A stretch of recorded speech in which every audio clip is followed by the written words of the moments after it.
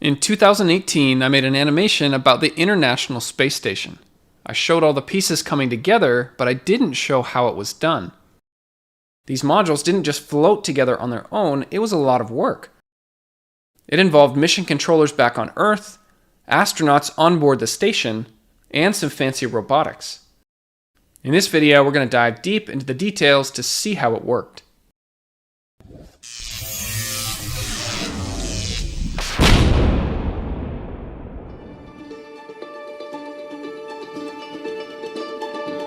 The International Space Station took over a decade to complete. Most of the pieces that you see here were launched by the Space Shuttle. In fact, this was one of the main purposes of the Space Shuttle. It was to build the space station. We can't go over every single mission. That would take too long for this video. What I'd like to do is talk about the initial stages of the station's construction back when the ISS was really small. We'll go over just a few of the Space Shuttle missions and how these pieces were put together.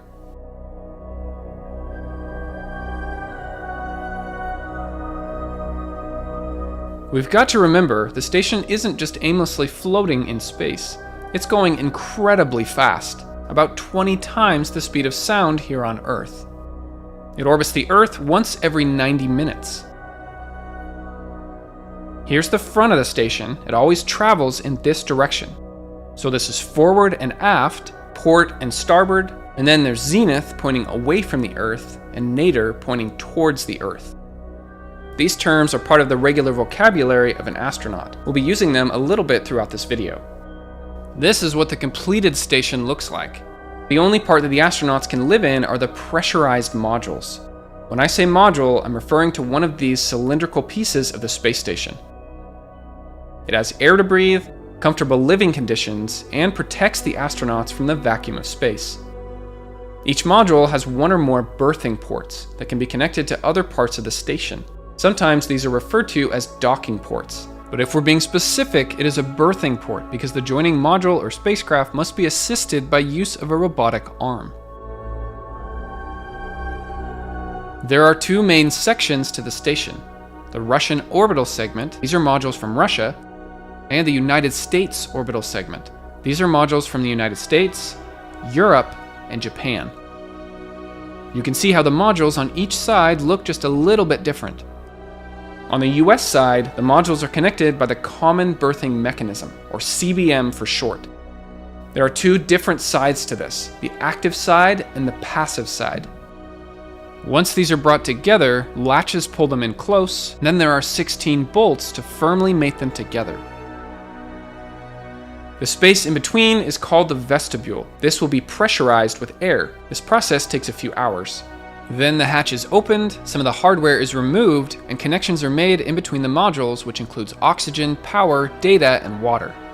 Once finalized, there is a white protective barrier put in place.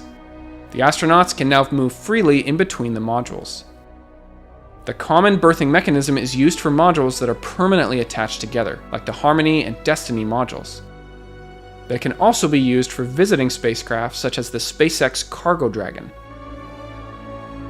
The Russian side of the station uses a different docking mechanism that is not compatible with CBM. We need some way to connect to the different mechanisms. This is kind of like taking a power plug from the United States and bringing it over to Europe. It's not compatible with the wall plug. What do we need? An adapter. It's the same concept on the space station, but on a larger scale. Two different mechanisms, so we need an adapter in between.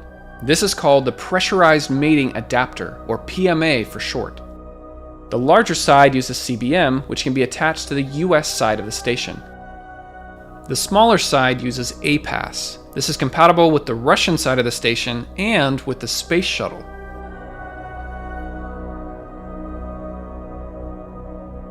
On the station today, there are 3 of these adapters. PMA-1 is permanently in place, connecting the 2 sides of the station. PMA-2 and PMA-3 were used as docking ports for the Space Shuttle. The smaller side, which is the side that uses APAS, was used for the Space Shuttle. This is how it would dock to the space station. Both of these PMAs now have yet another type of adapter placed at the end. This allows for more modern spacecraft to dock to the space station. If you'd like to see this in action, you can watch my SpaceX Crew Dragon video. I'll leave a link in the description below. Now let's take a quick look at the Space Shuttle. The crew spends most of their time up here in the crew compartment. Back here is the payload bay. This is where the space station modules were carried up into space. Up front here is the orbital docking system. This is the place that could dock to the International Space Station. The astronauts can also do spacewalks from out of this hatch. On the side here is the Canadarm. It's a robotic arm that is capable of moving things around in space. The arm can be controlled from inside of the space shuttle at this workstation. The space shuttle launches took place from Kennedy Space Center in Florida. Once in space, the payload bay doors were opened. They remained open for the entire time they were in space. Then it took a few days for the space shuttle to catch up with the ISS. The space shuttle is retired now, but it played a crucial role in building the space station. Let's take a look at a few of these space shuttle missions. This first mission we'll go over in a bit more detail. I want to give an idea for the timeline and how long things took. And then for the next 3 missions, we'll go over just a little bit quicker once we get the right idea. The first mission we'll talk about is STS-88 in December of 1998. And the STS stands for Space Transportation System. All shuttle missions started with these 3 letters. This was the first shuttle mission to the International Space Station. At this time, the station had only one piece. It was the Russian module Zarya orbiting the Earth all by itself. On the completed station, this is where Zarya is. And this first shuttle mission brought up the Unity module. This is kind of like the center hub of the station, with 6 berthing ports where other modules can be attached. Unity was launched with PMA-1 and PMA-2 already attached to it. This mission took almost 12 days to complete. The first few days were used to make preparations and to catch up to Zarya. On day 3 of the mission, the Canadarm was put to work. It was time to lift Unity out of the payload bay. PMA-2 was then attached to the orbital docking system on the shuttle. The Canadarm can move large masses in space due to being weightless while in orbit. It had to move very slowly to not strain the robotic joints. It took hours to complete and very careful movement. The shuttle's thrusters were fired to bring the modules together. On the 4th day of the mission, the space shuttle slowly approached Zarya. The Canadarm grabbed onto it and then moved it into position above PMA-1. Again, the shuttle's thrusters were fired to bring the modules together. It took a few more days of preparation before they could go inside the station. There were 2 EVAs where they get into their spacesuit and go outside the station. They connected cables and installed antennas on the outside of the station. The Canadarm was used to help move the astronauts around. On the 8th day of the mission, they opened the hatch and entered the station for the first time. They only stayed inside for about a day, just enough to check things out and prepare it for the next mission. On the 10th day of the mission, there was one more EVA to finish the installation. Then on the 11th day of the mission, the shuttle undocked from the ISS. At this point, there was no permanent crew yet. The station was too small. Unity and Zarya orbited all by themselves for the next few months. Of course, all while being monitored by Mission Control back on Earth. So we'll fast forward just a few years in time.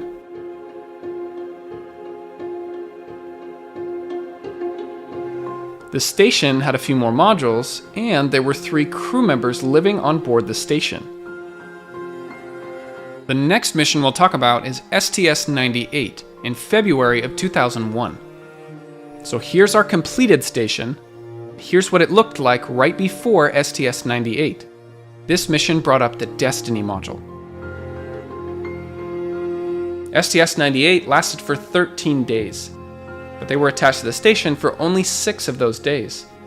They docked to PMA-3 on the nadir or bottom side of the station. The Canadarm was used to grab onto PMA-2 and relocate it to the side of the Z-1 truss.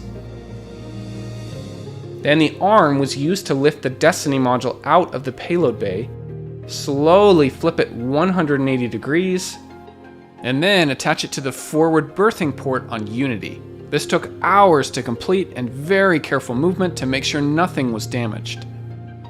The next day, they opened the hatches and went inside Destiny for the first time.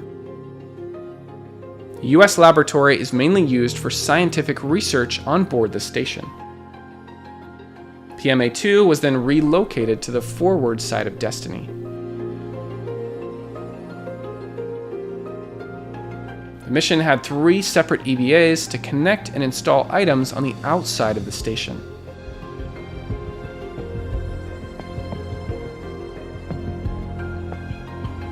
The purpose of this next mission was to give the station its own robotic arm, called the Canadarm2.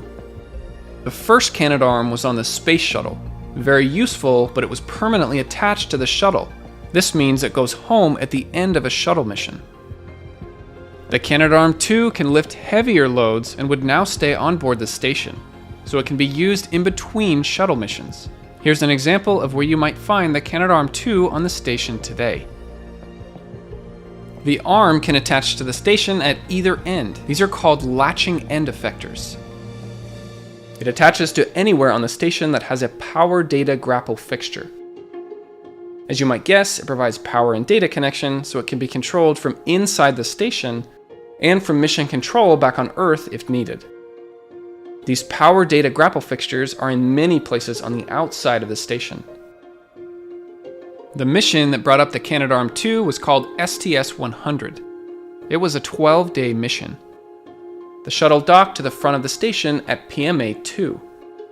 This carried Raffaello, a multi-purpose logistics module which would be temporarily attached to the station. The second piece of cargo was the Canadarm2. It was brought to the station on board a special pallet. The shuttle's Canadarm grabbed onto the pallet and lifted it out of the payload bay, and then attached the pallet to the top of the Destiny module.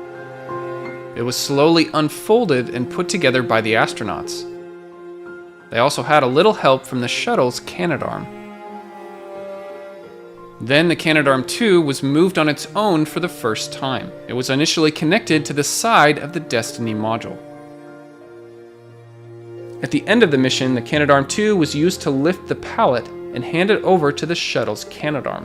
This was the first robotic handshake in space, sometimes referred to as the Canadian handshake, because both of these arms were built by Canada.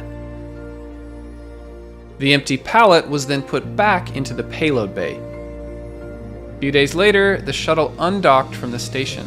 The Canadarm2 was essential for constructing the rest of the space station. The last mission that I want to show in this video is STS-104. So here's the completed station, and here's what it looked like right before STS-104. This mission brought up the Quest airlock. The mission lasted for almost 13 days, once again docking to the front of the station at PMA-2. This was the first time they used the Canadarm2 to help construct the station. The Quest airlock was slowly moved into position on the starboard side of the Unity module. 2 of the astronauts were in position, ready to help install the new module. Once Quest was installed, it was time for the high-pressure gas tanks. Once again, the Canadarm2 was used to move the tanks around. The astronauts helped guide the tanks into position.